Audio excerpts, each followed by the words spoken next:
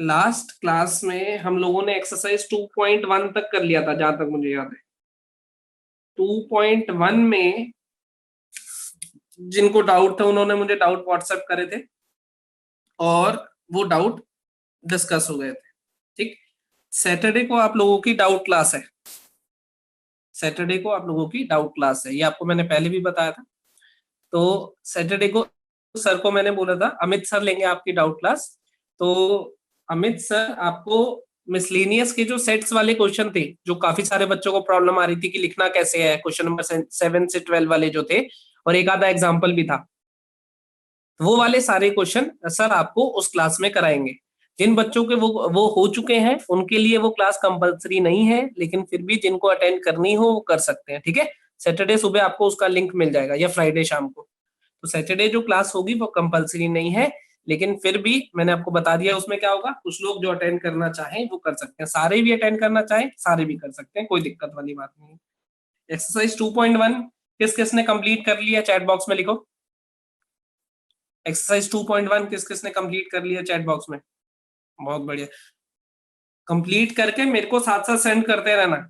काफी बच्चे सेंड कर चुके हैं मुझे, जो लोग बचे हैं वो भी सेंड कर देना। काफी सारे बच्चों ने सेंड कर दिया ऑलरेडी मुझे, लेकिन फिर भी जो लोग बचे एक्सरसाइज वाइज ही साथ करते रहना, सेंड करते रहना। ऐसा नहीं है कि पूरी एक साथ ही सेंड करनी है, एक्सरसाइज वाइज करते रहना। एक एक्सरसाइज करी सेंड कर दी, फिर अगली एक्सरसाइज करी सेंड कर दी, एंड सो ऑन, ऐसे करते रहना। चलो, तो हम लोग अब अगले उस पे आ रहे हैं, अगली एक्सरसाइज पे चलते हैं हम लोग। कल हमने जो पढ़ा था वो टॉपिक था हमारा कार्टेशियन प्रोडक्ट। तो कार्टेशियन प्रोडक्ट क्या होता है ये हम लोगों ने पढ़ लिया था। आज का जो हमारा टॉपिक है जो हमने पढ़ना है वो है रिलेशंस।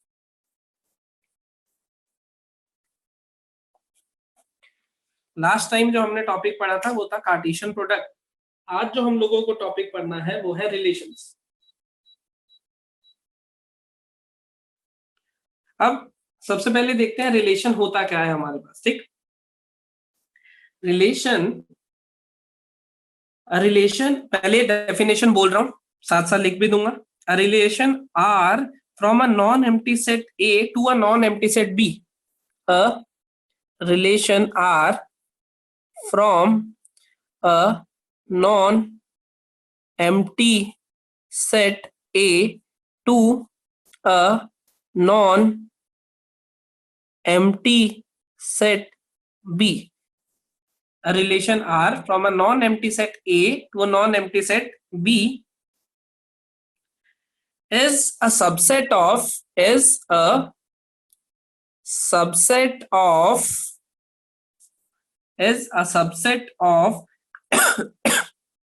A cross B। जो कार्टेशियन प्रोडक्ट था A क्रॉस B, उसका ये एक सबसेट होगा रिलेशन। पहली चीज जो हमें पता होनी चाहिए, रिलेशन क्या है, नॉन एम्प्टी सेट A से नॉन एम्प्टी सेट B पे डिफाइंड है, and it is a subset of A cross B। A cross B क्या है ये हम लोग लास्ट क्लास में पढ़ चुके हैं।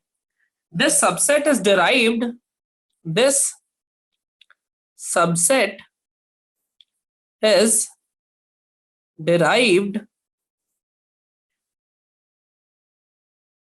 by describing a relationship by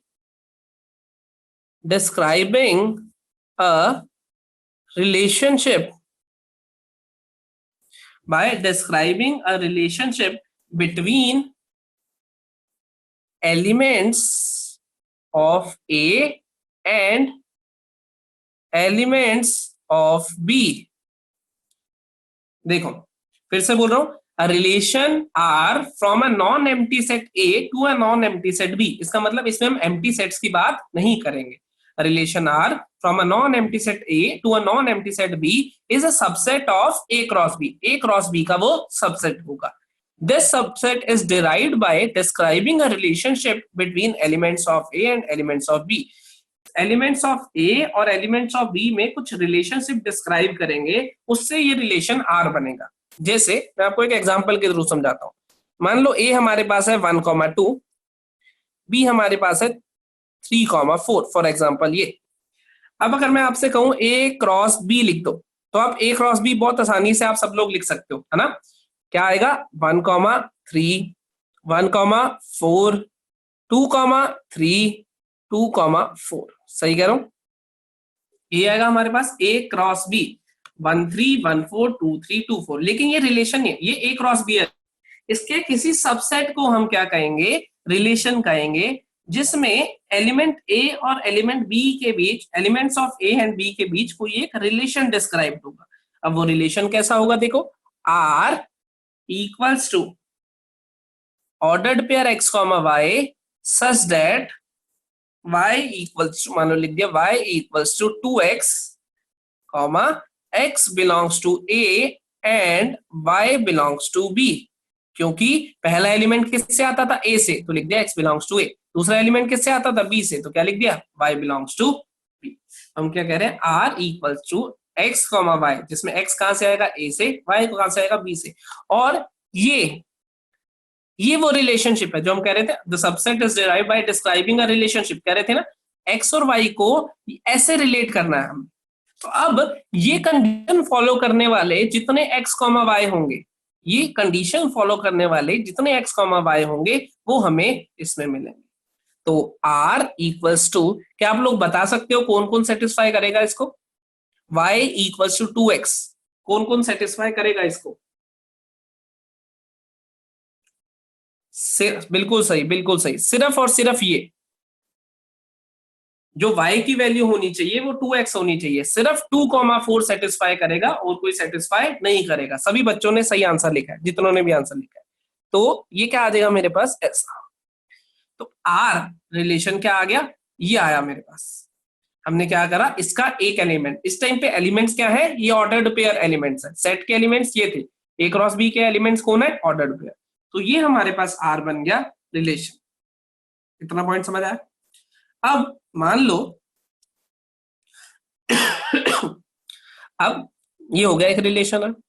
अब R मान लो मैंने ऐसे कह दिया x, y such that y equals to 6 time x belongs to A and y belongs to B। x, y equals to 6x, x belongs to A, y is equal to B। अब इसमें देखो, इनमें से कौन से x, y इस condition को satisfy कर रहे हैं। जैसे y इक्वल्स टू 2x, ये सेटिस्फाई कर रहा था, y क्या था 4 equals to 2 into x, 2 into 2 satisfy कर रहा था, इसमें लिख दिया। ऐसे ही y is equal to 6x को कोई भी, 6x को कोई भी सेटिस्फाई नहीं कर रहा है, तो ये यार क्या हो जाएगा, 5 हो जाएगा। 5 का मतलब क्या होता है, कोई भी सेटिस्फाई नहीं कर रहा, तो इसे क्या बोलते हैं हम, एम्प्टी रिलेशन।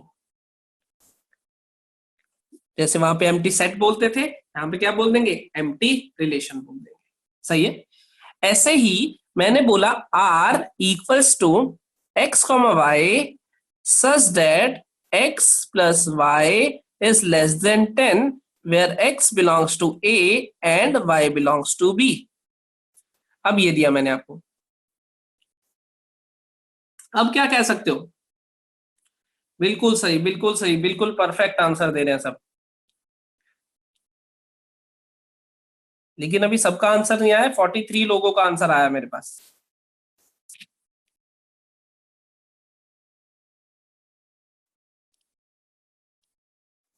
सही है, सही है, सही है। इसको सभी सेटिस्फाई कर रहे हैं। देखो अगर मैं x की वैल्यू 1,3 को चेक कर रहा हूँ, 1,3 भी, हमें क्या चाहिए, दोनों का सम 10 से छोटा, तो इसमें भी है, इसमें भी है, इसमें भी है, इसमें भी है। इस टाइम पे R मेरे पास पूरा का पूरा A क्रॉस B बन जाएगा। अब ये A क्रॉस B को हम क्या बोलते हैं, it is universal relation. Universal relation, universal क्या होता था, जिसमें सब आ जाते थे, तो पूरा A क्रॉस B आ गया यूनिवर्सल रिलेशन। 5 एम्प्टी रिलेशन, और जो कुछ कुछ एलिमेंट बने वो सिंपल रिलेशन। तो ये दोनों हमारे पास नाम है, पर्टिकुलर टाइप के रिलेशन है, जिसमें कोई भी ऑर्डर्ड पेयर फॉलो नहीं करेगा उसको क्या कहेंगे, एम्प्टी रिलेशन। जिसमें सारे के सारे कर जाएंगे उसको क्या कहेंगे, यूनिवर्सल रिलेशन। ये दो नाम आप याद रखेंगे। हालांकि ये एक्चुअल में जो दो नाम है, 12th में भी ये सेम चैप्टर आएगा आपके पास, रिलेशन फंक्शन। जैसे अभी 11th में है, ऐसे ही यही चैप्टर सेम टू सेम आएगा 12th में आपके पास। तो 12th में जब पढ़ेंगे तो ये नाम दोबारा आएंगे हमारे पास, लेकिन हमने फिलहाल अभी पढ़ लिए क्योंकि हमें ये पता ही है कि क्या होते हैं। इतना मेरे ख्याल से आप लोगों को पॉइंट समझ आ गया होगा। अगर इसमें पहले पेज जो मैंने आज पढ़ाया है इसमें कोई डाउट हो तो एक बार चैट बॉक्स में लिख दो। जिसको डाउट है सिर्फ वो लिखना, बाकी सब मत लिखना। जिसको डाउट है सिर्फ वही चैट बॉक्स में लिखना कि डाउट है, बाकी और कोई कुछ मत लिखना, ठीक है। जिसको डाउट है वो चैट बॉक्स में लिख दो कि डाउट है, और कोई कुछ मत लिखना। एक तो एक डाउट को एक बार लिखोगे, पहली चीज, इतने दिनों से बता रहा हूं, तुम एक ही चीज को बार बार लिखते रहते हो। अगर एक बच्चे ने डाउट पूछा है तो अगर ए और बी सेम हो गए, ए और बी सेम हो गए तो ए क्रॉस ही आ जाएगा बेटा, ये तो पिछली क्लास में ही पढ़ चुके हैं हम लोग। अगर ये दोनों सेट सेम हो गए तो ए क्रॉस ही आ जाएगा, बल्कि हमने 3 भी पढ़ लिया था, ए क्रॉस ए क्रॉस ए। फिर यही डाउट दोबारा कैसे पूछ रहे हो, ये तो पिछली क्लास में ही कवर हो गया था। तो फिर से एक बार चाहो तो मैं एक बार रिपीट कर रहा हूं, relation R non empty set A से नॉन एम्प्टी सेट बी पे डिफाइंड है, is a subset of A cross B. और आर में होता क्या है, हम ऑर्डर्ड पेयर जो एक्स कॉमा वाई होता है, एक्स और वाई में एक रिलेशन दे देते हैं, उस रिलेशन को फॉलो करने वाले सारे एलिमेंट उस आर में आ जाते हैं, जो नहीं फॉलो करते वो ए क्रॉस बी में ही पड़े रहते हैं। तो जब सारे के सारे फॉलो कर रहे होंगे तो सब आ जाएंगे, तो सब आ जाएंगे तो यूनिवर्सल कह देंगे। अगर कोई भी उस रिलेशन को फॉलो नहीं कर रहा होगा, कोई भी नहीं आएगा, तो उसे फाई लिख देंगे, तो वो हमारे पास ए बन जाएगा। और क्लियर हो गया हमें, ए क्रॉस बी क्या था हमारे पास, सारे ऑर्डर्ड पेयर जो पॉसिबिलिटीज थी, ए क्रॉस बी हमने लास्ट वाली क्लास में पढ़ लिया था क्या है। फिर भी अगर किसी का कोई डाउट बचता है मान लो इसमें, तो व्हाट्सएप कर सकते हो। पता ही है तुम्हें, कल 5 स्टेप बताए थे ना, एक के बाद एक के बाद एक, तो वो फॉलो कर सकते हो, उसमें कोई दिक्कत नहीं है। समझ गए। तो हम आगे चलते हैं। अब रिलेशन हमें पता चल गया क्या होगा, बेसिकली एक्स और वाई में, बेसिकली एक्स और वाई में हमारे पास कोई एक इक्वेशन दी हो सकती है, इनइक्वालिटी दी हो सकती है, इस तरीके से कोई भी एक रिलेशन दिया हो सकता है। अब देखो, अब मैं कुछ चीजें बता रहा हूं, डोमेन, कोडोमेन और रेंज, 3 टर्म्स नहीं बता रहा हूं अब आपको, डोमेन, कोडोमेन, रेंज, ये 3 चीजें अब आगे से यूज होंगी। तो पहले मैं इनका मतलब बता देता हूं। डोमेन क्या है हमारे पास, डोमेन, डोमेन क्या है हमारे पास, set of all first elements, set of all first elements of ordered pairs in any relation R, in a relation R from set A to set B। जब भी कोई रिलेशन डिफाइन करूंगा मैं set A से set B पे, तो जो all first elements आएंगे, सारे first elements of order pair, उन्हें क्या कहेंगे, डोमेन। अभी मैं आपको एक एग्जांपल दूंगा, एग्जांपल से फट से समझ आ जाएगा, अभी सिर्फ डेफिनेशन लिख रहा हूं। कोडोमेन, कोडोमेन, कोडोमेन क्या है, सेट बी, पूरे सेट बी को हम क्या कहेंगे, कोडोमेन। रेंज, रेंज क्या है हमारे पास, set of all second element of ordered pairs in a relation R from set A to set B, second element. अब देखो, पहले एक एग्जांपल देता हूं, फिर से डेफिनेशन दोबारा पढ़ूंगा एक बार, अभी सिर्फ लिखी है। पहले एक एग्जांपल देता हूं बढ़िया सा, जिस एग्जांपल से आपको सारी चीजें समझ आ जाए, ठीक। तो एग्जांपल मैंने कहा, मान लो ए सेट है मेरे पास 1 2 3 4 5, ठीक है। और मैं मान लेता हूं बी सेट है मेरे पास, या अभी एक बच्चे ने डाउट पूछा था ना 8, चलो अभी बी ले रहा हूं अलग। बी सेट है हमारे पास बी सेट है हमारे पास 2 3 4 5 6, मान लो ये। अब मैंने कहा आर, आर एक रिलेशन है हमारे पास, x comma y such that y equals to x plus 1, मान लो ये y equals to x plus 1। तो हमारे पास जिसमें x कहां से आएगा, a से, एंड y कहां से आएगा, b से। ठीक है, x कहां से आएगा, a से, y कहां से आएगा, b से। Sir it's a humble request to please change the timing to 2:15। Humble request noted, will take care of it in next week's time table. क्या हो गया, 2:15 से क्यों करनी है क्लास? रीजन लिखो बेटा, पहले मुझे व्हाट्सएप कर देना ये सब बातें। जब ऐसी कोई दिक्कत होती है तो व्हाट्सएप करा करो। लाइव क्लास में ये डाउट लिखते हो कि 2:15 से क्लास कर लो, ये कर लो, इसमें नहीं ये सॉल्व हो सकती। इसमें इस पे कंसेप्ट पे ध्यान दो जो चल रहा है। व्हाट्सएप करना अगर कोई दिक्कत है तो, अगले हफ्ते चेंज कर देंगे उसको, क्या टेंशन है, अपना ही राज है, जैसे कहोगे वैसे कर लेंगे। ये आ गया हमारे पास, ठीक है। अब सुनो, तो मुझे आर अपनी अपनी कॉपी में आर लिख लो, चैट बॉक्स में मत लिखना, चैट बॉक्स नहीं खोल रहा हूं मैं भी, अपनी अपनी कॉपी में आर लिख लो। क्या होगा हमारे पास, y कहां से आना, यहां से। तो a क्रॉस b, अगर a क्रॉस b लिखूंगा तो आएगा 1 2 1 3 1 4 1 5 1 6 2 2 2 3 2 4 2 5 2 6 3 2 3 3 3 4 3 5 3 6, 4 के साथ भी सारे, 5 के साथ भी। तो a क्रॉस b तो बहुत बड़ा बनेगा, उसको नहीं लिख रहे हम। तो y किससे आना, b से। तो 1 2, y हमारे पास क्या होना चाहिए, 2 3, 3 4, 4 5 और 5 6। ये देखो जरा, आर यही बनेगा। आर किस किसने बना लिया,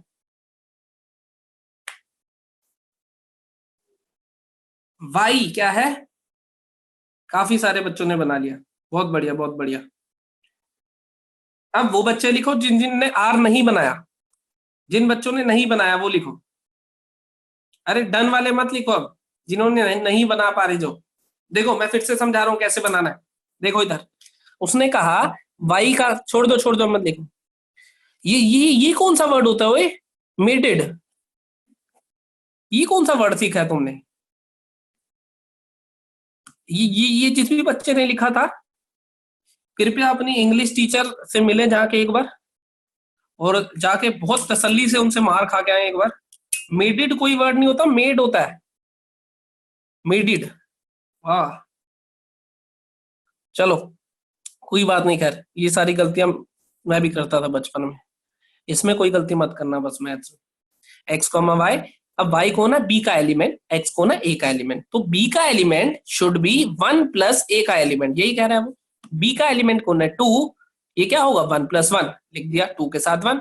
हमारे पास y x प्लस 1 होना चाहिए, y जो भी लिखा होगा वो x में 1, x में 1 ऐड करो y मिल जाए, x में 1 ऐड करो y मिल जाए, x में 1 ऐड करो y मिल जाए।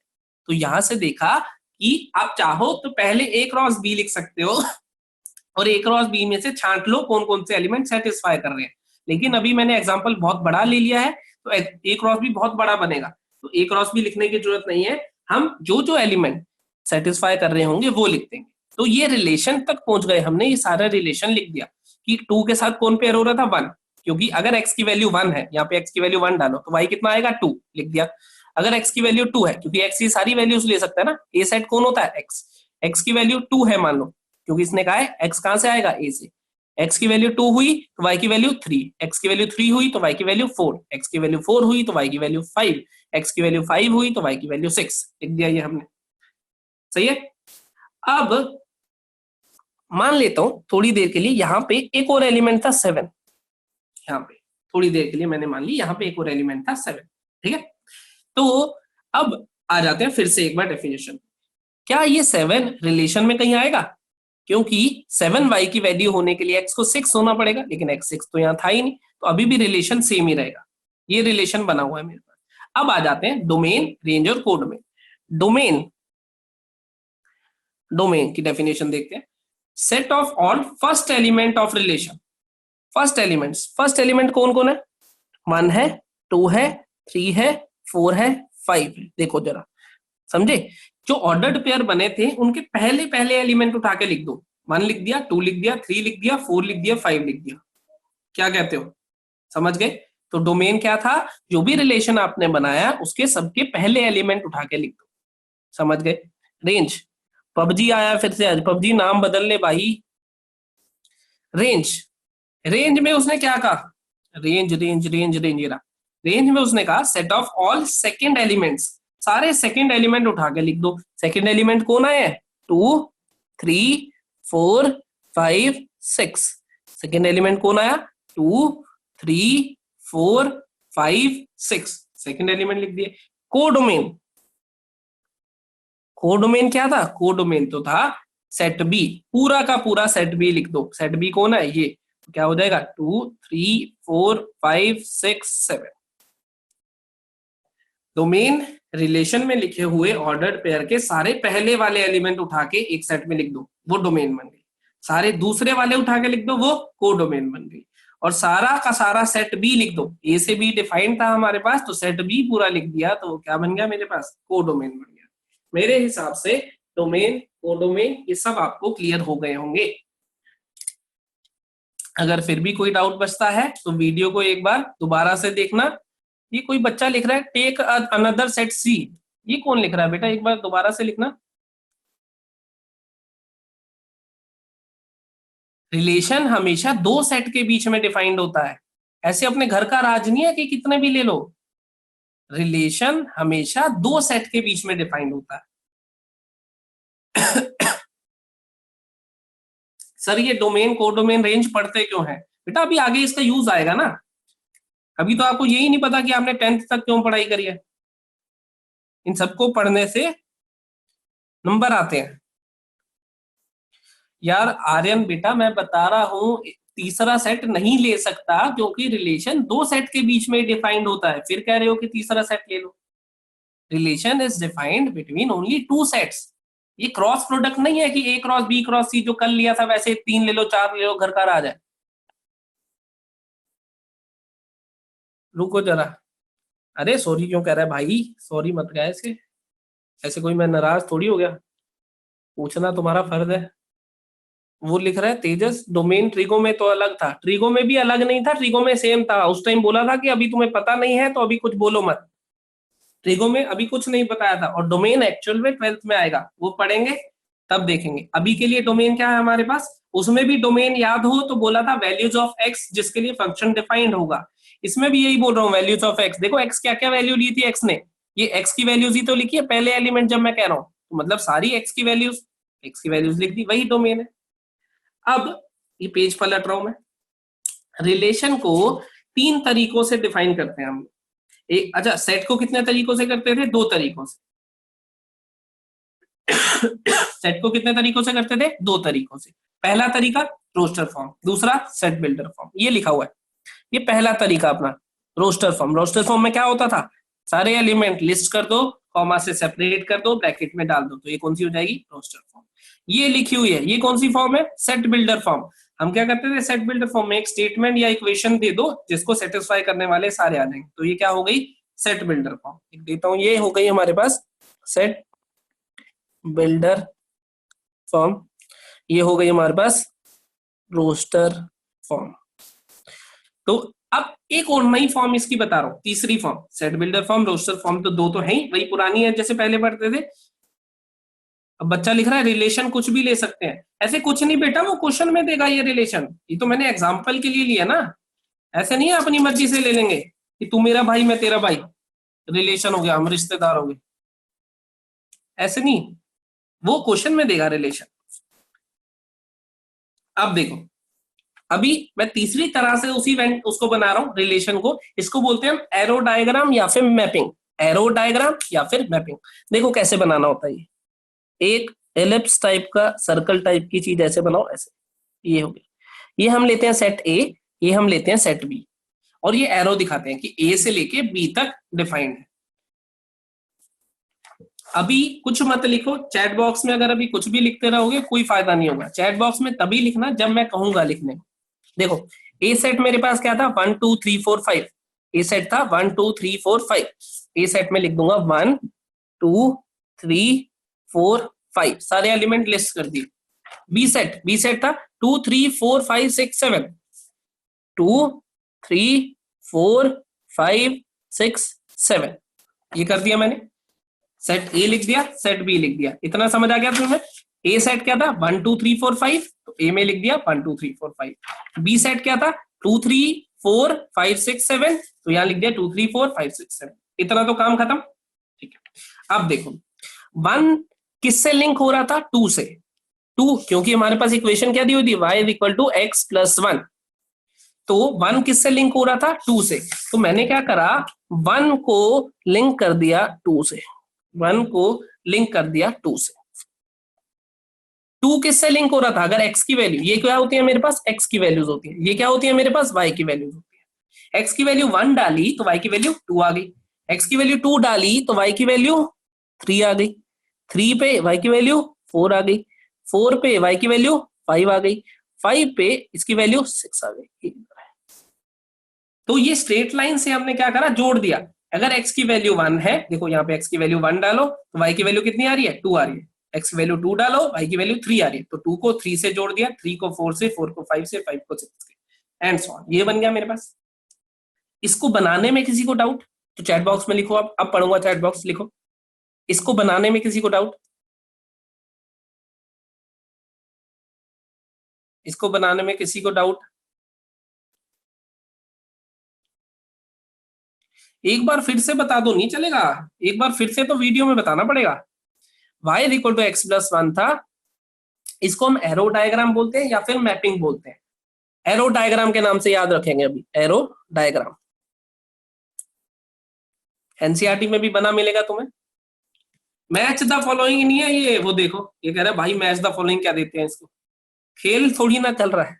चलो आगे देखते हैं। तो ये 1 किससे लिंक था, 2 से, ये सारे बन गए। अब अगर मुझे किससे लिखना है, डोमेन रेंज को डोमेन, डोमेन डोमेन क्या है मेरे पास, 1 2 3 4 5, जो पहले एलिमेंट थे, पहले एलिमेंट कौन है, ये सारे डोमेन। मत लिखो, अब क्या फायदा है, बिल्कुल मत लिखो, चैट बॉक्स में मत लिखो। ये डोमेन, डोमेन क्या होता है मेरे पास, डोमेन बेसिकली होती है वैल्यूज ऑफ एक्स। डोमेन का बेसिक मतलब होता है values of x for which function is defined, लेकिन डोमेन को ज्यादा डिटेल में 12th में आएगा। अभी वैल्यूज ऑफ एक्स जिसके लिए फंक्शन, तो ये होगी values of x domain. Range या कोडोमेन, कोडोमेन, कोडोमेन क्या होता है मेरे पास, सेट बी, और सेट बी था क्या मेरे पास, 2 3 4 5 6 7, पूरा का पूरा सेट बी लिख दिया। अब आ जाते हैं रेंज। रेंज, रेंज क्या होता है, जो मुझे आउटपुट में वैल्यूज मिलती है, वो जो मुझे आउटपुट में वैल्यूज मिलती है। आउटपुट में कौन कौन सी वैल्यूज मिली है, आउटपुट में वैल्यूज मिली है 2 3 4 5 और 6, 7 आउटपुट में मिला ही नहीं है कभी। डायग्राम के हिसाब से देखो 7 कभी भी आउटपुट में नहीं मिला है। तो रेंज में कौन आएगा, 2 3 4 5 और 6, ये हमारी रेंज में आएंगे। जो हमें आउटपुट वाली वैल्यूज मिलती है वो, जो इनपुट में हम वैल्यूज देते हैं वो होती है वैल्यूज ऑफ एक्स, उसको क्या कहते हैं, डोमेन। जो आउटपुट में वैल्यू मिलती है वो होती है वैल्यूज ऑफ वाई, जिसको हम कहते हैं रेंज। और कोडोमेन क्या होता है, पूरा का पूरा सेट बी। अब अगर कोडोमेन ये पूरा सेट है, तो रेंज को मैं कह सकता हूं यूज्ड, रेंज को वैल्यूज ऑफ सेट बी, क्या कहते हो, ऐसे भी कह सकता हूं, सेट बी में जो वैल्यूज यूज हो गई है मतलब इनकी मैपिंग हो गई है। सेट बी में जो वैल्यूज यूज हो गई हैं उनको क्या लिखा है मैंने, रेंज, एक ही बात है। तो इससे पूरा सेट बी क्या था, कोडोमेन, उसमें से कुछ वैल्यूज यूज हो जाएंगी, उन्हें क्या बोलेंगे, रेंज। तो यहां से हम क्या कंक्लूड करते हैं, range is a subset of codomain, range is a subset of codomain. ये हमारा कंक्लूजन होता है, बहुत इंपॉर्टेंट कंक्लूजन है। फिर से देखो कैसे, कोडोमेन क्या था, पूरा का पूरा ये सेट, जितने भी एलिमेंट लिखे जाएंगे, और रेंज क्या था, इनमें से जो एलिमेंट यूज हो जाएंगे।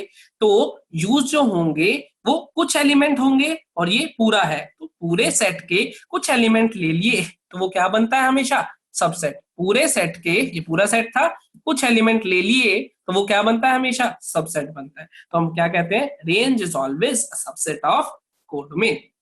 इतना पॉइंट मेरे ख्याल से क्लियर हो गया होगा। चलो अब हम लोग आगे चलते हैं। फिर भी अगर फिर भी कोई डाउट बचे तो वीडियो, वीडियो देखने के बाद भी डाउट बचे तो व्हाट्सएप, व्हाट्सएप के बाद भी डाउट बचे तो कॉल, कॉल के बाद भी डाउट बचे तो एड्रेस। एड्रेस कब मिलेगा, 4th स्टेप पे, पहले नहीं मिलेगा। पर एड्रेस, पबजी को एड्रेस चाहिए, पबजी, तेरे को मैं पबजी वाली आईडी दे दूं अपनी, खेलेगा? हाँ दे दो, वहीं घुस के मारूंगा।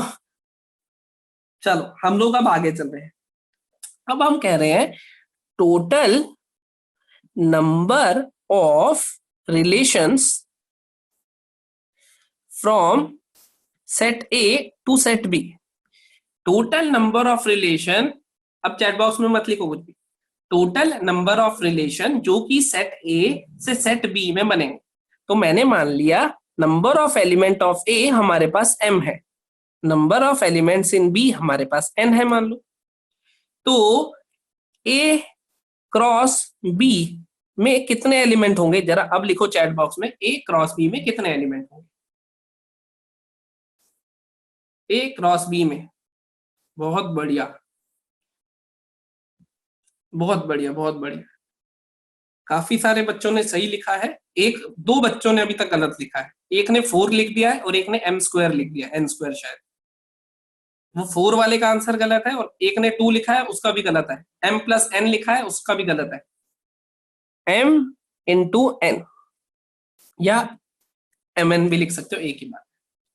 11 जिसने लिखा है उसका तो कतई गलत है।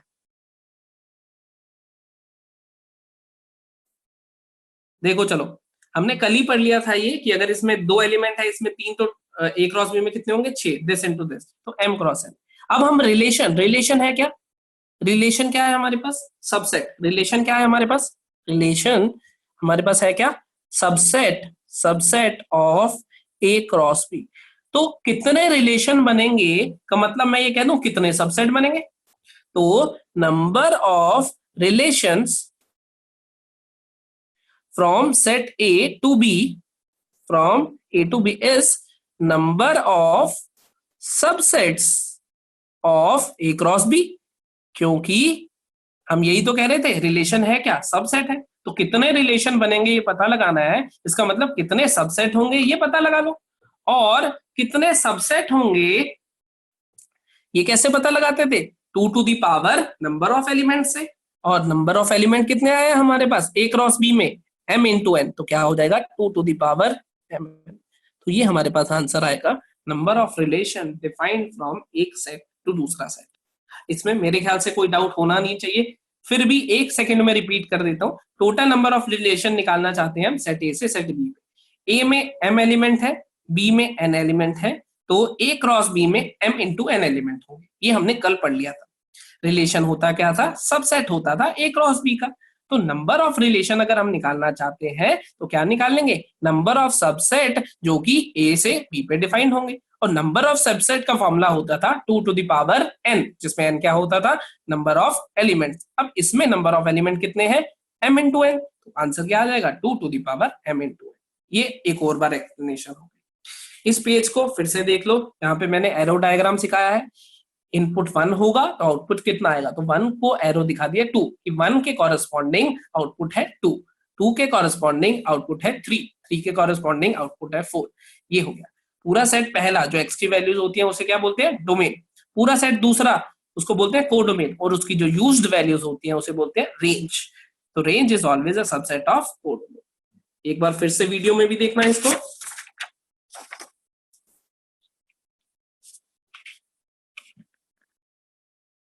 एरो डायग्राम का एक बालक कह रहा है एक और एग्जांपल दे दो। चलो ठीक है, एरो डायग्राम का एक और एग्जांपल देता हूं, लेकिन अब आप लोग एरो डायग्राम अपनी कॉपी में खुद से बनाएंगे, ठीक है? एरो डायग्राम का एक और एग्जांपल दे दो। ए हमारे पास है मान लो 1,2, और बी हमारे पास है मान लो, अब मत लिखो चैट बॉक्स में, कोई फायदा नहीं होगा, 3, 4, 5। ठीक है, मैंने आपको कहा एक रिलेशन आर डिफाइंड है एक्स कॉमा वाई, ठीक है, such that x plus y is less than 6।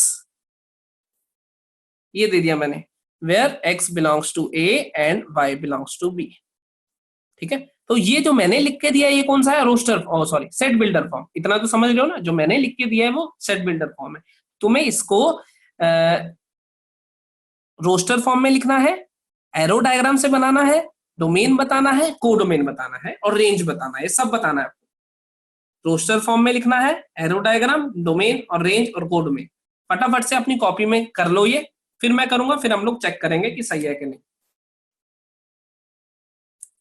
यहां मत लिखो, यहां मत, चैट बॉक्स बंद है, चैट बॉक्स में मत लिखो, अपनी कॉपी में लिख लो बस, फिर चेक करना, फिर मैं पूछूंगा किस किस का सही है तब बताना। एरो डायग्राम का दूसरा नाम मैपिंग होती है, मैपिंग। हालांकि वो नाम हम 12th में यूज करेंगे, अभी कोई जरूरत नहीं पड़ेगी, अभी एरो डायग्राम ही कह लेंगे। चलो अब मैं बनाता हूं, तुम लोग देखना किस किस का सही है। जब मैं पूछूंगा तब आप बताओगे कि सही है कि नहीं, ठीक है।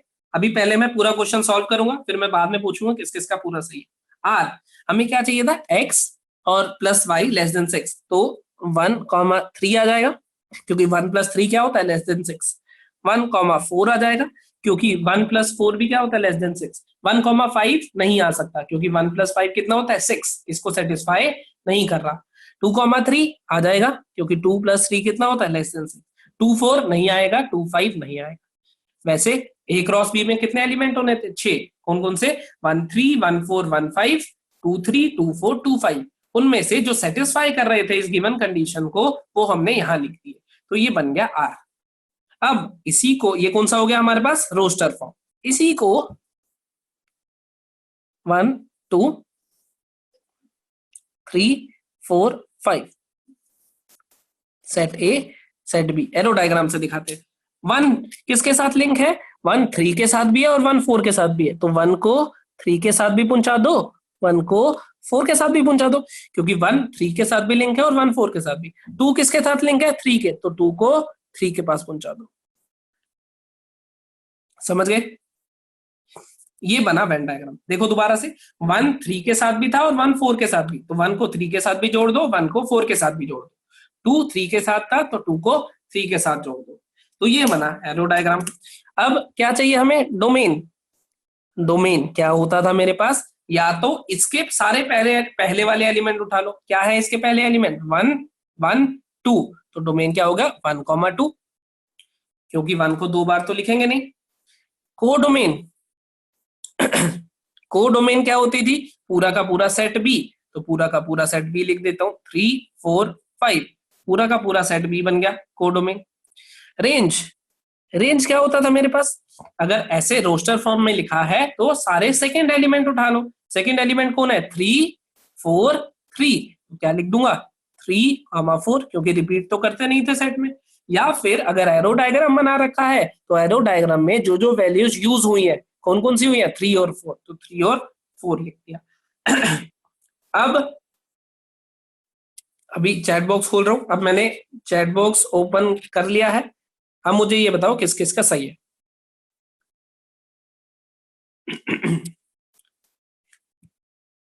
सही है, सही है, करेक्ट करेक्ट, मेरा पूरा सही है, होल करेक्ट, माय सही है, मेरा सही है, करेक्ट करेक्ट करेक्ट, सही है, बहुत बढ़िया, बहुत बहुत बढ़िया, सबका ही सही है क्या, किसी का गलत भी है, जिसका गलत है जरा,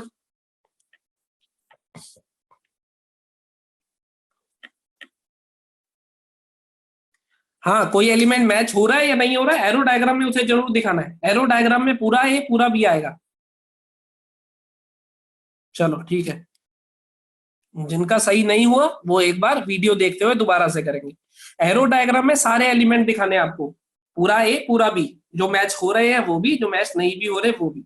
एरो डायग्राम से पूरा सेट ए क्या बन जाएगा आपका, सही है, पूरा सेट ए क्या बन जाएगा, डोमेन, पूरा सेट बी कोडोमेन, और range used values of B. तो डोमेन, रेंज, कोडोमेन, ये तीनों चीजें आपको मेरे हिसाब से क्लियर हो गई होंगी कि डोमेन क्या होता है, रेंज क्या होता है, कोडोमेन क्या होता है। अब हम लोग आगे चलते हैं जिंदगी में। अब इतना जितना मैंने अभी बोला आपको, उतने के बेसिस पे मेरे ख्याल से आप लोग अगली एक्सरसाइज पूरी अटेम्प्ट कर पाएंगे। तो आप एक्सरसाइज 2.2 पूरी अटेम्प्ट कर पाएंगे आज, एक्सरसाइज 2.2 पूरी अटेम्प्ट कर पाएंगे। अब मेरी बात अब ध्यान से सुनना, अभी तक यहां तक जितनी चीजें हमने पढ़ी वो सब थी सीबीएसई बेस्ड। अभी तक जितनी चीजें हमने यहां तक पढ़ी, अभी यहां तक डोमेन को यहां तक, ठीक है, तो सब सीबीएसई बेस्ड बताई, और मैंने आपको सारी एनसीईआरटी की एक्सरसाइजेस कराई, है ना, इतना ही हुआ। अब जो मैं अब अगले पेज से चीज स्टार्ट कर रहा हूं वो सीबीएसई बेस्ड नहीं है, अब वो कंपटीशन में हम लोग एंटर कर रहे हैं।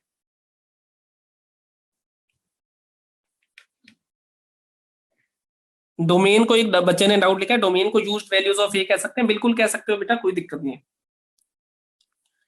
हाँ तो सुनो, अभी तक हमने जितना भी पढ़ा है वो क्या पढ़ा है, हमने सिर्फ और सिर्फ सीबीएसई वाला पढ़ा है कि सीबीएसई में क्या क्या है कैसे है, क्योंकि जितनी चीजें अभी हमने पढ़ी, हालांकि हमने जब सेट्स पढ़ा था उसमें power set of A, power set of power set of A, power set याद है ऐसे लिखा था, power set of power set of A, power set of power set of A, 3 बार भी कर लिया था हमने।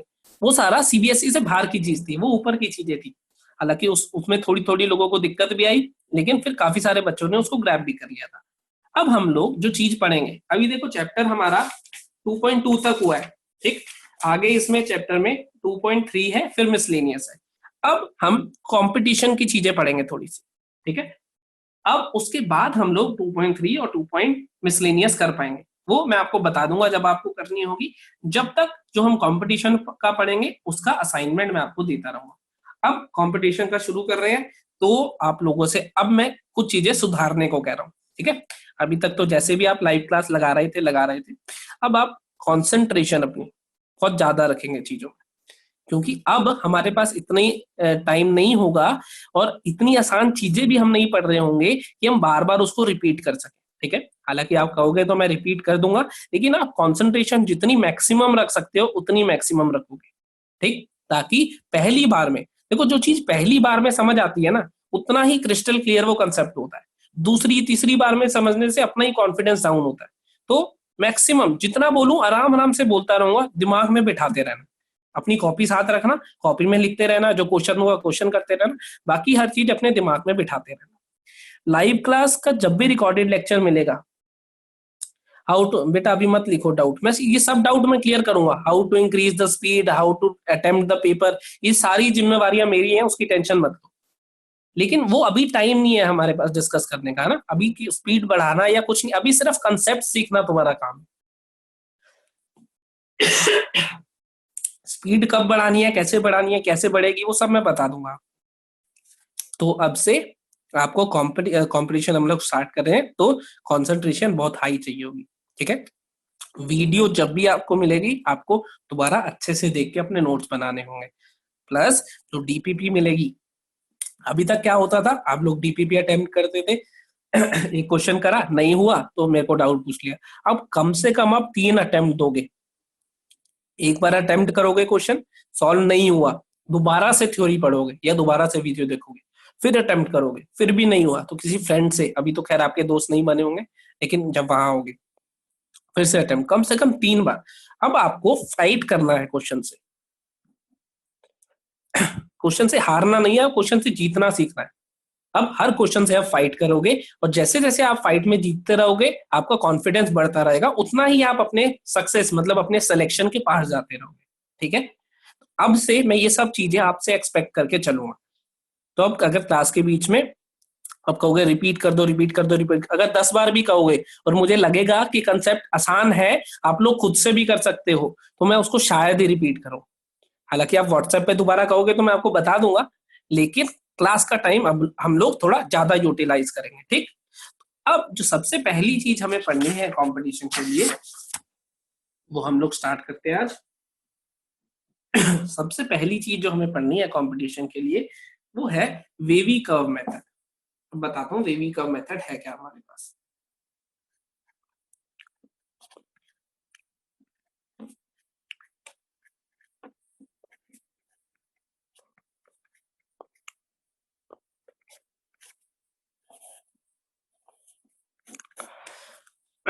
टॉपिक का नाम है वेवी कर्व मेथड। कुछ बुक्स में इसे साइंस स्कीम के नाम से भी लिखा जाता है। अब से आप लोग जितनी भी चीजें मैं पढ़ाऊंगा चैप्टर वाइज उसकी क्लासिफिकेशन नहीं करोगे, ये किस चैप्टर का है, क्योंकि अब जो चीजें मैं पढ़ा रहा हूँ वो हर चैप्टर में यूज होंगी कंपटीशन में, ठीक। तो अब मैं ये नहीं कह सकता ये फंक्शन का ही पार्ट है या ये अगले चैप्टर का पार्ट है, ये बेसिकली इतना है कि मैथ्स का पार्ट है। जैसे एक एग्जांपल सुनो, जैसे मैथमेटिकल टूल्स मैंने आपको फिजिक्स के लिए पढ़ा रहा हूँ अभी, है ना, वैसे ही मान के चलो कि ये मैथमेटिकल टूल्स जो अब हम पढ़ रहे हैं वो मैथ्स में काम आने वाले टूल्स हैं, लगभग हर चैप्टर में, हर दूसरे चैप्टर में काम आएंगे। जो जैसे अभी तक फिजिक्स के पढ़ाए थे, वैसे ही अब ये मान के चलो कि ये जो चीजें अब बता रहा हूँ, ये वाले मेथड्स और ये किस काम आते हैं, क्या आते हैं, हर चैप्टर में लगभग यूज होंगे। ठीक, दूसरी नोटबुक में नहीं करने, आप नोट्स की टेंशन मत लो, जैसे पढ़ रहे हो आज वाली, जहां तक आज वाला बना लोगे, रिलेशन तक बना लोगे ना, जहां तक हमने पढ़ा है, यहाँ तक ये रेंज, कोडोमेन, ये एरो डायग्राम, यहाँ तक बना लोगे, इससे अगले पेज पे ही लिखना है आपको ये वेवी का मेथड। ऐसा नहीं है अलग नोटबुक बनानी है या ये या वो, उसकी कोई टेंशन नहीं है। एक चीज ध्यान रखो, जब भी पेपर देने जाओगे, कोई कॉपी आपके साथ नहीं जाएगी, कोई किताब आपके साथ नहीं जाएगी, कोई टीचर आपके साथ नहीं जाएगा, सिर्फ और सिर्फ आपका दिमाग आपके साथ जाएगा। तो अपने दिमाग में हर चीज को क्रिस्टल क्लियर रखना, ये तुम्हारी रिस्पॉन्सिबिलिटी है। हर चीज बहुत अच्छे से दिमाग में बिठाना, कोई चीज नहीं बैठी उसे दोबारा पूछो, फिर नहीं बैठी उसे दोबारा पूछो, जब तक वो दिमाग में अच्छे से बैठ ना जाए। क्योंकि दिमाग में अच्छे से बैठ जाएगी तो वो पूरे 2 साल, 2 साल से आगे भी आपके साथ रहेगी। हाँ, कॉपी में आपने 4 कलर के पेन से लिख दिया लेकिन दिमाग में बिठाया नहीं उसको, तो वो कॉपी किसी काम की नहीं है। कॉपी के नोट्स जितने अच्छे बना सकते हो उतने अच्छे बनाओ। अच्छे का मतलब ये नहीं है कि अलग अलग कलर के पेन यूज करो, अच्छे का मतलब मैं ये नहीं कह रहा हूँ कि सब अलग अलग कलर के पेन यूज करो, सिर्फ जैसे कुछ इंग्लिश में लिखो, कुछ हिंदी में लिखो। देखो मैं भी जब पढ़ा रहा होता हूँ तो बीच में कुछ कुछ एसएमएस लैंग्वेज में लिख देता हूँ, तो वो भी लिखो, वैसे भी लिखो। जितनी अच्छे से कॉपी अपनी, जितने ज्यादा चीजें उसमें लिख सकते हो। मान लो कुछ पॉइंट मैंने बोले लेकिन वो पॉइंट मैंने लिखवाए नहीं, तो आप खुद से लिखो उसको। तो कॉपी अच्छे से बनाओ और कोशिश करो दिमाग में चीजें अच्छे से बैठ जाए। कॉपी में थोड़ी रफ लैंग्वेज में भी लिखा होगा, कोई दिक्कत नहीं है, तुमने ही पढ़नी है, कॉपी के कोई नंबर तो है नहीं। अब पॉइंट समझ आ गया इतना? लेकिन दिमाग में हर चीज, क्योंकि टेस्ट जब दोगे, जब पेपर देने जाओगे, तो सिर्फ और सिर्फ तुम्हारा दिमाग तुम्हारे साथ होगा, उसके अलावा कुछ भी नहीं। चलो अब हम लोग स्टार्ट करते हैं वेवी। ठीक है, ये कुछ साइन है होते हैं हमारे पास, इन साइन के मतलब समझते हो? इसका मतलब क्या होता है?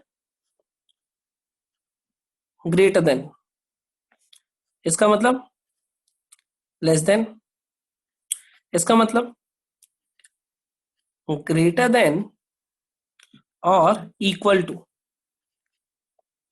इसका मतलब लेस देन और इक्वल टू। ये तो सारे आपको पता है, इनइक्वालिटीज ये सब आपको पता है, greater than equals to, less than equals to, ये सब चीजें आपको पता है ना? अब हमारे पास वेवी कर्व में क्या होगा, हम किसी एक्सप्रेशन को, मान लो कोई एक्सप्रेशन लिखा है, ऐसा कोई एक्सप्रेशन लिखा है, x plus 1 x minus 1 upon x plus 2 greater than 0। मान लो ये कहा उसने कि वैल्यूज ऑफ x बताओ for which this expression is greater than 0। हम वेवी कर्व मेथड से निकालेंगे क्या? वैल्यूज ऑफ x निकालेंगे जिसके लिए ये पूरा एक्सप्रेशन ग्रेटर देन 0। ये हमारा पर्पस होगा। वो ग्रेटर देन भी हो सकता है, लेस देन 0 भी दे सकता है, लेस देन इक्वल टू 0 भी, ग्रेटर देन इक्वल टू, वो क्वेश्चन पे डिपेंड करेगा कि कौन सी इनइक्वालिटी उसने यूज करी है। हमें क्या करना है, इस एक्सप्रेशन को स्टडी करना है बेसिकली, कि कब ये पॉजिटिव है, किन वैल्यूज, क्योंकि x की वैल्यू डालता रहूंगा तो y की अलग अलग आती रहेगी। मान लो x की वैल्यू 5 डाली तो कुछ और आएगा, x की वैल्यू -1 डाली तो कुछ और आएगा, तो कभी पॉजिटिव आएगा कभी नेगेटिव आएगा। तो मुझे वो चाहता है कि वो x की वैल्यूज बताओ जिसके लिए ये जो पूरा एक्सप्रेशन है वो ग्रेटर देन 0 आ जाए। ठीक है, ऐसा, या लेस देन 0 आ जाए, कोई भी इनइक्वालिटी हो सकती है। तो सबसे पहले मैं एक एक करके इनको स्टडी करता हूँ। ठीक है, एक एक फैक्टर को। तो मैंने पहला एक फैक्टर ले लिया x-1, इस फैक्टर की बात कर रहे हैं। क्या मुझे ये बता सकते हो ये फैक्टर 0 कब होगा? 1 पे, ऑब्वियसली सबको पता है। 11 किसने आंसर लिख दिया है? 11 नहीं, 1 पे। एक्साइटमेंट में 2 बार 1 तो नहीं लिख दिया? चलो सही है। देखो तो ये x इक्वल्स टू 1 पे क्या वैल्यू दे रहा है? 0 दे रहा है। छोड़ दो, अब मत लिखो, मत लिखो। x इक्वल्स टू 1 पे क्या वैल्यू दे रहा है? 0। x की वैल्यू अगर 1 से बड़ी हो गई, x ग्रेटर देन 1 पे x की वैल्यू 1 से बड़ी हो गई, तो ये क्या वैल्यू देगा बताओ? पॉजिटिव या नेगेटिव? x की वैल्यू 1 से बड़ी हो गई तो ये पॉजिटिव देगा क्या नेगेटिव? पॉजिटिव, बिल्कुल सही है। x की वैल्यू 1 से छोटी हो गई, अब x की वैल्यू 1 से छोटी हो गई तो पॉजिटिव क्या नेगेटिव? तो नेगेटिव। बस बंद कर दो, मत लिखो चैट बॉक्स में कुछ भी मत लिखो। अगर x की वैल्यू 1 डालूंगा इसमें तो मिलेगा 0। अगर x की वैल्यू 1 से थोड़ी सी बड़ी, मतलब 1 से बड़ी मतलब 2 डाल लो, 3 डाल के भी देख सकते हो आप। मान लो 2 डाल के देख ली तो 2 माइनस 1 कितना है 1, विच इज पॉजिटिव, तो कह दूंगा पॉजिटिव। x की वैल्यू 1 से छोटी, मान लो 0 डाल के देख लिया, 0 माइनस 1 इज माइनस 1, क्या मिला नेगेटिव। तो देखो x इक्वल्स टू 1 पे वैल्यू मिली 0, 1 के पॉजिटिव, 1 के पॉजिटिव नंबर लाइन याद है, नंबर लाइन क्या होती थी, ऐसे 1 होता था, 1 के राइट साइड मतलब ग्रेटर देन 1, 1 के लेफ्ट साइड मतलब लेस देन 1, 1 से छोटे नंबर इधर होंगे, 1 से बड़े नंबर इधर होंगे। तो x इक्वल्स टू 1 पे वैल्यू 0 मिली, 1 के राइट साइड पे, राइट साइड मतलब ग्रेटर देन 1 पे वैल्यू पॉजिटिव मिली, 1 के लेफ्ट साइड पे वैल्यू नेगेटिव मिली। तो हम क्या कहते हैं, function has changed its behaviour about x equals to 1। अपना बिहेवियर चेंज करा फंक्शन ने। बिहेवियर कैसे चेंज करा, उससे पहले नेगेटिव दे रहा था वैल्यू, जो भी आउटपुट दे रहा था उससे पहले नेगेटिव दे रहा था, उस पे 0 देने लग गया और उसके बाद पॉजिटिव देने लग गया। तो बिहेवियर तो चेंज हुआ ही, पहले नेगेटिव था, फिर कोई चीज पहले नेगेटिव थी बाद में पॉजिटिव हुई। किस पॉइंट के अबाउट हुआ ये, 1 के अबाउट। 1 के जस्ट पहले मैं देखूंगा तो नेगेटिव है, 1 के जस्ट बाद देखूंगा पॉजिटिव है, 1 पे 0 है। तो ये जो x इक्वल्स टू 1 है इसको हम क्या बोलते हैं, क्रिटिकल पॉइंट और स्पेशल पॉइंट कह सकते हो। क्रिटिकल पॉइंट या फिर स्पेशल पॉइंट। अभी वैसे क्रिटिकल पॉइंट कुछ अलग भी होते हैं, 12th में थोड़ा अलग भी हो जाएगी डेफिनेशन, लेकिन अभी के लिए जिन पॉइंट्स के अबाउट फंक्शन या फिर एक्सप्रेशन अपना बिहेवियर चेंज करेगा, वेक्टर अपना बिहेवियर चेंज करेगा, वो क्या होंगे, क्रिटिकल पॉइंट। और ये क्रिटिकल पॉइंट मिलेंगे कैसे मुझे, उसको 0 रखने पे, इसको 0 रखा, x इक्वल टू 1 मिला तो x इक्वल टू 1 क्या हो गया, क्रिटिकल पॉइंट हो गया। पॉइंट समझ आया। तो अब ये मेरे पास एक्सप्रेशन लिखा हुआ था, ये लिखा हुआ था या नहीं, ये एक्सप्रेशन लिखा हुआ था मेरे पास। इन सबके क्रिटिकल पॉइंट बता सकते हो, पहले इसका क्रिटिकल पॉइंट लिख के दो मुझे चैट बॉक्स में, इसका।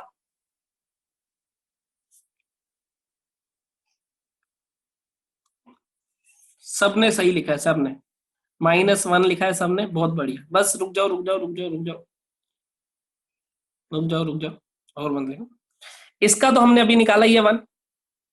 अब डिनोमिनेटर, इसका भी क्रिटिकल पॉइंट लिख के दो, -2। बिल्कुल सही बिल्कुल सही बिल्कुल सही। तो मैं उसको साइड पे ऐसे लिख लेता हूँ, -1, 1 बाय -2 ऐसे लिख दिया, -1 बस, और मत लिखो। -1 इसका क्रिटिकल पॉइंट, 1 इसका क्रिटिकल पॉइंट, -2 इसका क्रिटिकल पॉइंट। तो सबसे पहला काम मेरा वेवी कर्व में, सबसे पहला काम क्या होगा मेरा, क्रिटिकल पॉइंट्स निकालना। सबसे पहला काम क्या है, क्रिटिकल पॉइंट्स निकालना। अब थोड़ा सा कंसेप्ट को आगे बढ़ाते हैं। डिनोमिनेटर कांट बी 0, बिल्कुल सही बात है बेटा, अभी यूज करेंगे उसको भी, घबराओ मत। अभी सिर्फ क्रिटिकल पॉइंट लिखा है, अभी हमने डिनोमिनेटर न्यूमरेटर की बात नहीं करी, सबके लिखे। अभी उसको कंसीडर करेंगे डिनोमिनेटर नॉन जीरो को, वो जब आंसर लिख रहे होंगे तब कंसीडर करेंगे। तो जो क्वेश्चन था मेरे पास क्या था, वो x+1 x-1 x+1 x-1 upon x+2, ये हमसे पूछा था। मान लेते हैं ये ग्रेटर देन 0 पूछा था फिलहाल, ऐसे चारों में से कोई भी हो सकता है, लेकिन ये मैंने इनके क्रिटिकल पॉइंट लिख लिए, -1 1 -2। तो पहला स्टेप था मेरा फाइंड ऑल क्रिटिकल पॉइंट्स। पहला step find all critical points, हर इंडिविजुअल फैक्टर के क्रिटिकल पॉइंट निकालो, निकाल ली। दूसरा step arrange these critical points on number line. Number line का मतलब क्या है, असेंडिंग ऑर्डर। नंबर लाइन पे उन्हें अरेंज कर दो। नंबर लाइन कैसी होती है, असेंडिंग ऑर्डर में होती है। तो सबसे पहले कौन आ जाएगा, -2, फिर आ जाएगा -1, फिर आ जाएगा 1। समझ रहे हो कहानी, कहानी समझ गए। नंबर लाइन पे -2 -1 और 1 तीनों को अरेंज कर दिया। ठीक, अब हमने ये पढ़ा था, अभी हमने थोड़ी देर पहले, पेज पलट लो पीछे की साइड, अभी हमने ये पढ़ा, ये नंबर लाइन वो एक्चुअल नंबर लाइन नहीं है कि आप 0 भी लिखो बीच में, 1 2 भी लिखो, सिर्फ उन तीनों को प्लेस करना है आपको। इसका मतलब सिर्फ ये है कि असेंडिंग ऑर्डर में लगा लो, वो एक्चुअल वाली नंबर लाइन नहीं बनानी, और ना ही मैप स्केलिंग करनी है कि भाई इतनी दूर ये है, इतनी दूर ये होना चाहिए, ऐसा कुछ नहीं है। सिर्फ अरेंज करना है असेंडिंग ऑर्डर में, इसलिए मैंने नंबर लाइन टर्म यूज करा है। वो नहीं है कि 0 भी चाहिए, 1 2 भी चाहिए, 3 भी चाहिए, या 0 और 1 में इतना गैप है तो 0 और -2 में ज्यादा होना चाहिए, वो सब नहीं देखना। सिर्फ असेंडिंग ऑर्डर में अरेंज करने के लिए हमने नंबर लाइन का यूज करा है कि ये ऐसे लगेंगे, ठीक है, उसमें कोई टेंशन नहीं लेनी। अब देखो जरा, अभी हमने यहाँ पे ये देखा था कि क्रिटिकल पॉइंट के राइट साइड पे क्या मिल रहा है, पॉजिटिव। लिख देता हूं, क्रिटिकल पॉइंट के राइट साइड पे क्या मिल रहा है, पॉजिटिव। क्रिटिकल पॉइंट के लेफ्ट साइड क्या मिल रहा है, नेगेटिव। इतने में कोई डाउट? किसी को डाउट है तो ये जो रेड से लिखा है अभी इसमें कोई डाउट है तो लिख दो, और हो तो व्हाट्सएप पे। वैसे अपनी क्लास का टाइम हो गया, तो आज हम सिर्फ क्रिटिकल पॉइंट पे रोक देते हैं, चलो और आगे नहीं बढ़ रहे, क्रिटिकल पॉइंट पर रोक देते हैं। क्रिटिकल पॉइंट निकाल लिया, और ये चीज याद रखना बस, क्रिटिकल पॉइंट के राइट साइड पे पॉजिटिव मिलेगा, क्रिटिकल पॉइंट के लेफ्ट साइड पे नेगेटिव मिलेगा। इतनी चीज समझ आ गई तुम्हें? क्रिटिकल पॉइंट्स लिख लोगे सारे, और क्रिटिकल पॉइंट्स को असेंडिंग ऑर्डर में लगा दोगे, ठीक। पर एक चीज देखो जरा, एक छोटी सी चीज और बताना चाहूंगा मैं अभी इस लेक्चर में। जैसे ये लिखा था मैंने, इसका क्रिटिकल पॉइंट लिखा था x equals to 1, x greater than 1, x less than 1। यहाँ पे लिखा पॉजिटिव, यहाँ लिखा 0, यहाँ पे लिखा नेगेटिव। ये जस्ट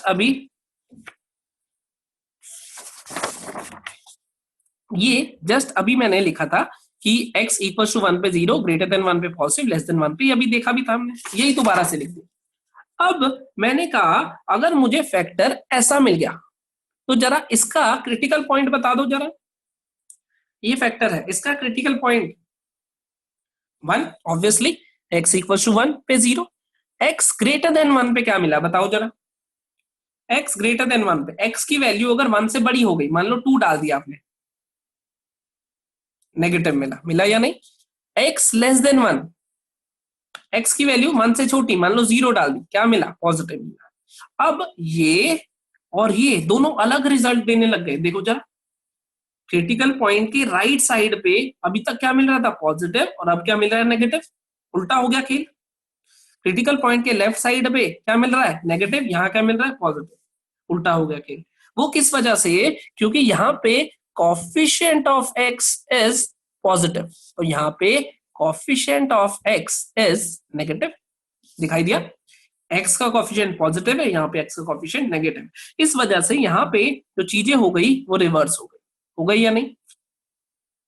इतना पॉइंट समझ आया? तो हमने ये जो लिखा था, क्रिटिकल पॉइंट के राइट साइड पे पॉजिटिव मिलेगा, क्रिटिकल पॉइंट के लेफ्ट साइड पे नेगेटिव मिलेगा, वो इस हिसाब से लिखा था। तो हम क्या करेंगे, ऑलवेज हमारे क्वेश्चंस में हम लोग क्या करेंगे, always make the leading coefficient. Leading coefficient मतलब सबसे बड़ी डिग्री का कॉफिशिएंट। जैसे इसमें सबसे बड़ी डिग्री किसके पास है, x के पास। मान लो सबसे बड़ी डिग्री हुई x², लीडिंग कॉफिशिएंट पॉजिटिव। हमेशा लीडिंग कॉफिशिएंट को क्या करना होगा, पॉजिटिव। इसका मतलब जैसे ये है तो इसको हमेशा क्या करना है, पॉजिटिव। तो इस हिसाब से हम क्वेश्चन को प्रोसीड ना करके इस हिसाब से प्रोसीड करेंगे, और यहां से यहां कैसे पहुंच जाएंगे, माइनस साइन कॉमन लेके। वो हालांकि मैं नेक्स्ट क्लास में बताऊंगा। तो आज वाली क्लास में आपको क्या याद रखना है, क्रिटिकल पॉइंट क्या होते हैं। क्रिटिकल पॉइंट क्या होते हैं आपको पता चल गया। दूसरी चीज, क्रिटिकल पॉइंट के राइट साइड पे पॉजिटिव, क्रिटिकल पॉइंट के लेफ्ट साइड पे नेगेटिव, ये आपको इससे पता चल गया। तीसरी चीज, ऑलवेज मेक, सबसे पहले लीडिंग कोएफिशिएंट पॉजिटिव बनाना है। अब ये पॉजिटिव कैसे बनाना है ये मैं आपको नेक्स्ट क्लास में बताऊंगा, क्योंकि आज अपनी क्लास का टाइम हो गया।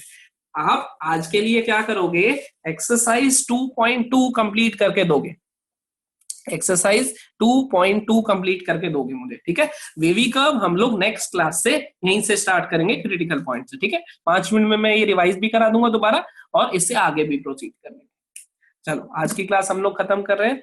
कोई अगर डाउट हो, किसी को कुछ हो तो मुझे व्हाट्सएप कर लेना, ठीक है। ओके।